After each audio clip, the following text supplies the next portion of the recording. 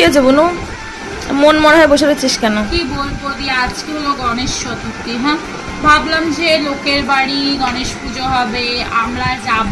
কত লোকের বাড়ি পুজো হচ্ছে, তোরা কেউ নিমন্ত্রণ করেনি?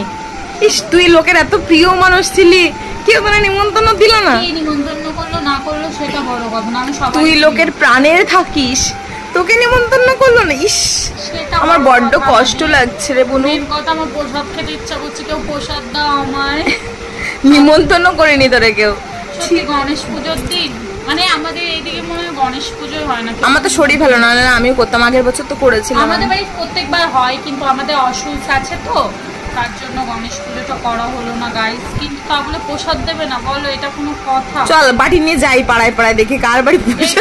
লক্ষ্মী পুজো যে ঠোঙা নিয়ে চলে যাবো, এই গামলাটা এরকম করে দাও, নাড়ু দাও, নাড়ু এখানে, মুড়ি এখানে, এইভাবে হয় কখনো বলো? এই শোন না, এইবার লক্ষ্মী পুজোতে 2টো প্যাকেট পকেটের মধ্যে করে নিয়ে বেরোতে হবে কিন্তু, ঠিক আছে? লোকের নাড়ু আর খই।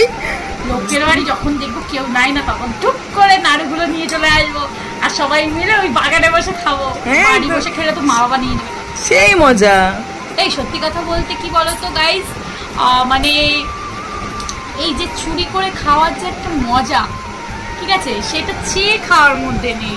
ঠিক আছে, সবাই কম বেশি মানে ছোটবেলা করেছো, আজকাল অনেকে জ্ঞান দেয় আমি এই করিনি, আমি এই করিনি, আমি ওই করিনি। এটা কিন্তু এক সময় সবাই করে এসছে, আর সেটা বলতে আমাদের সংকোচও বোধ হয় না। কিন্তু সত্যি কথা বলতে আজকে আমাকে কেউ প্রসাদ দেয়নি। এই যে কি নিয়ে বসে রয়েছিস সেইগুলো? আরে গাইস দেখো, আমি লেবু খাচ্ছিলাম,